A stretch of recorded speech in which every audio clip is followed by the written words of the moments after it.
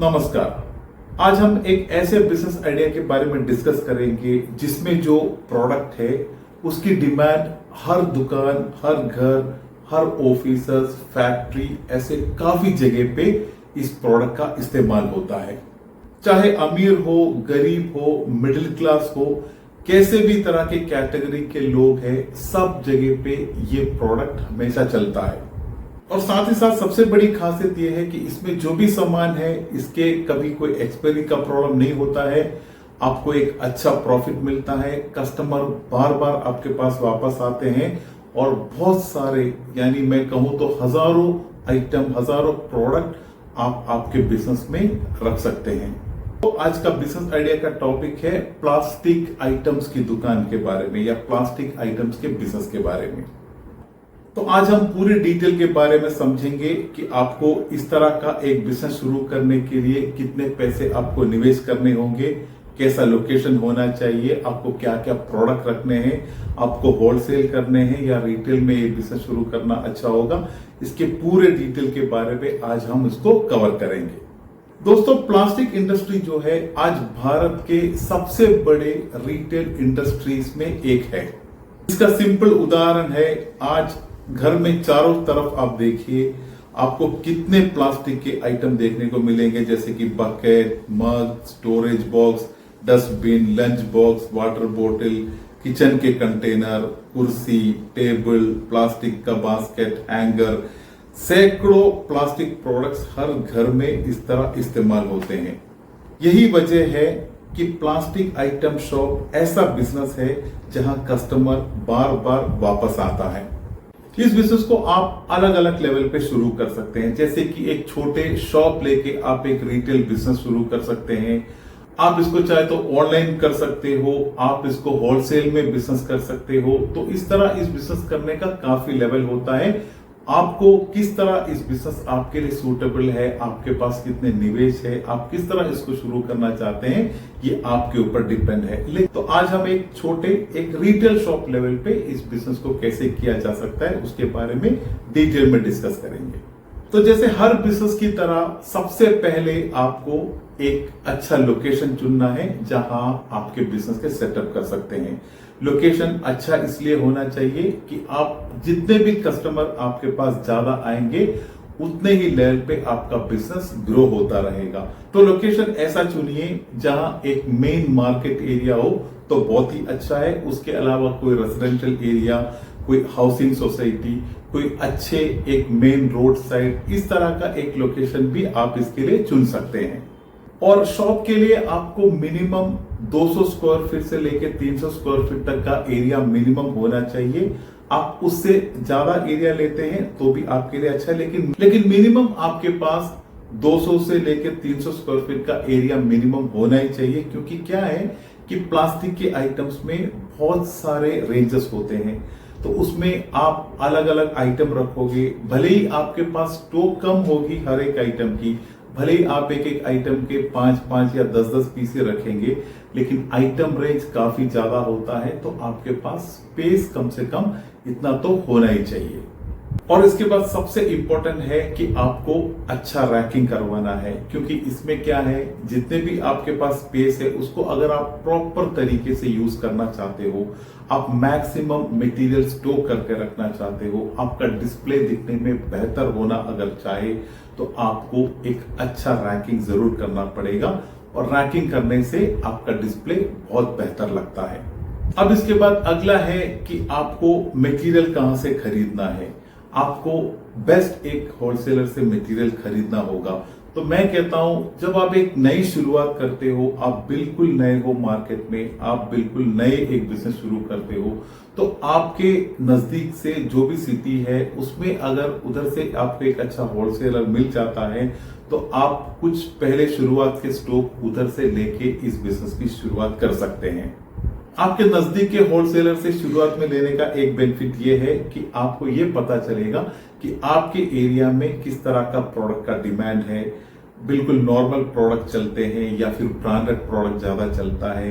जब आपकी एक शुरुआत हो जाती है उसके बाद आप बड़े होलसेलर से जाके डायरेक्ट प्रोडक्ट ले सकते हैं, जिसमें आपको बहुत अलग अलग वैरायटी के आइटम मिलेंगे, बहुत बेस्ट प्राइस में मिल सकते हैं। आप काफी 2-4 अलग अलग होलसेलर के प्रोडक्ट को और उनके प्राइस को कंपेयर भी करके ले सकते हैं। जैसे कि फॉर एग्जांपल दिल्ली का सदर बाजार इस तरह के प्लास्टिक हाउस होल्ड आइटम्स के सबसे बड़ा एक होलसेल मार्केट है। तो अगर आपको इसके बारे में पहले से ही इंफॉर्मेशन हो, आपको थोड़ा बहुत इसके बारे में नॉलेज हो, तो आप पहले से शुरुआत में ही आप ऐसे बड़े होलसेलर मार्केट से लेके आ सकते हैं। नहीं तो शुरुआत आप आपके लोकल होलसेलर से करें, फिर आप उसके बाद बाहर के बड़े होलसेल मार्केट से ला सकते हैं। दिल्ली के अलावा मुंबई, कोलकाता, हैदराबाद ऐसे काफी इंडिया के मेन सिटीज में इसके बड़े बड़े होलसेलर होते हैं। लेकिन दिल्ली का जो सदर बाजार है वो इस आइटम्स का सबसे बेस्ट मार्केट में से एक मार्केट माना जाता है। जब आप पहले आपके मटेरियल परचेस करते हो तो सबसे इंपॉर्टेंट बात यह है कि आप सबसे कम क्वांटिटी से शुरुआत करें, क्योंकि कुछ लोग ऐसे करते हैं कि शुरुआत में ही बहुत सारे आइटम लाके अपने दुकान में भर देते हैं। चाहे उनका जो होलसेलर है वो उनको पुश कर देते हैं, वो पूरे आइटम लाके ऐसे ही अपने दुकान पे भर देते हैं। इससे क्या होता है कि आपका पैसा भी डूबता है, आपको मार्केट समझने का भी मौका नहीं मिलता और आपके पास आइटम पुराने आइटम ऐसे ही पड़े रहेंगे। इससे आपको लॉस हो सकता है। तो कभी भी ये गलती नहीं करें। आप जो आपके एरिया में चलता हो, फास्ट मूविंग जो भी चलता है उसका एक लिस्ट बनाइए। उस लिस्ट में से आप हर एक प्रोडक्ट थोड़ी थोड़ी क्वांटिटी ही लेके अपनी शुरुआत करें। और जो भी होलसेल मार्केट से आप मटेरियल लाते हो, डायरेक्ट एक होलसेलर से जाके पूरी परचेस नहीं करें। आप कम से कम 2-4 होलसेलर से मिले, उनका प्राइस, उनकी क्वालिटी, उनका डिलीवरी टाइम, सब चीजों को आप देखें। इसमें से जो आपको सबसे बेस्ट लगता है, जो आपके बिजनेस के लिए हेल्पफुल हो सकता है, ऐसे एक अच्छे होलसेलर से ही आपको मटेरियल लाना है। इसमें से 2 चीजें आपको बहुत इंपॉर्टेंट है। एक है कि आपका जो प्राइस है वो बेस्ट होना चाहिए, बेस्ट प्राइस में आप मटेरियल खरीदे। सेकंड चीज जो है कि आपकी क्वालिटी वो भी अच्छी होनी चाहिए, क्योंकि अगर आपकी क्वालिटी बिल्कुल लो लेवल की क्वालिटी के मटेरियल आप लाएंगे तो एक बार एक कस्टमर आपसे मटेरियल लेके जाएंगे, लेकिन दोबारा कस्टमर आपके पास वापस नहीं आएगा। तो अगर आपको आपके कस्टमर को रिपीट कस्टमर बनाना है, आपको अगर आपका बिजनेस को अच्छी तरह ग्रो करना है, तो हमेशा ध्यान रखिए क्वालिटी बिल्कुल खराब नहीं होनी चाहिए। एक मिनिमम एवरेज क्वालिटी आपको मैनेज करना ही है। और स्टॉक जब भी आप लाते हैं उसमें आप देखिए कि प्लास्टिक के आइटम्स में नॉर्मल प्लास्टिक के आइटम भी होते हैं, यानी लोकल प्लास्टिक के आइटम भी होते हैं, और कुछ ब्रांडेड कंपनीज के आइटम भी होते हैं। तो आपका एरिया का डिमांड कैसा है उसके हिसाब से आपको स्टॉक रखना है। कुछ एरिया ऐसा होता है जहां ब्रांडेड आइटम बिकते ही नहीं है, क्योंकि ब्रांडेड आइटम का प्राइस भी थोड़ा ज्यादा होता है। तो आप सिर्फ उस लेवल के प्रोडक्ट रखें उस एरिया में जो बिक सके। जैसे अगर ब्रांडेड आइटम का भी डिमांड है उस एरिया में, तो आप ब्रांडेड के कुछ प्रोडक्ट्स भी ऐड कर सकते हैं।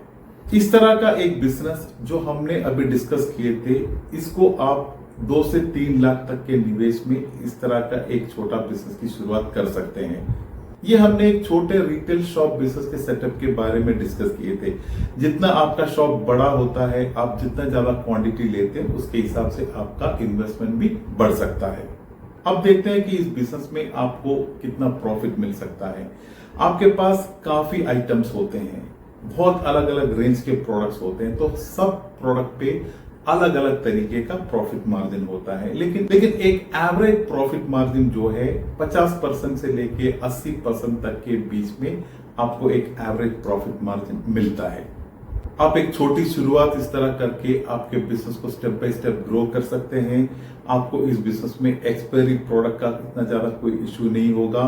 लाइट वेट आइटम है, सबसे ज्यादा डिमांडेड प्रोडक्ट होता है आज हर जगह पे, क्योंकि आप देख सकते हैं कि आपके घर पे ही कितने अलग अलग लेवल के प्लास्टिक के आइटम्स आप यूज करते हैं। तो ये सबसे बड़ा एक बिजनेस का मार्केट है। तो आप भी अगर इस तरह का एक बिजनेस शुरू करना चाहते हैं तो आप बिल्कुल छोटे लेवल पे ऐसा एक बिजनेस की शुरुआत कर सकते हैं, और स्टेप बाय स्टेप आप आपके प्रोडक्ट के रेंज को ऐड कर सकते हैं, और कल फ्यूचर में आप इस बिजनेस को एक होलसेल बिजनेस में कन्वर्ट भी कर सकते हैं।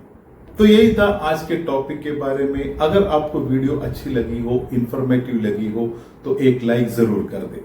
इससे रिलेटेड अगर आपको कोई भी डाउट हो, आपका कोई भी फीडबैक या सजेशन हो, प्लीज आप कमेंट में मुझसे शेयर करें। तो मिलते हैं एक बेस्ट बिजनेस टॉपिक के साथ। तब तक के लिए धन्यवाद। जय हिंद।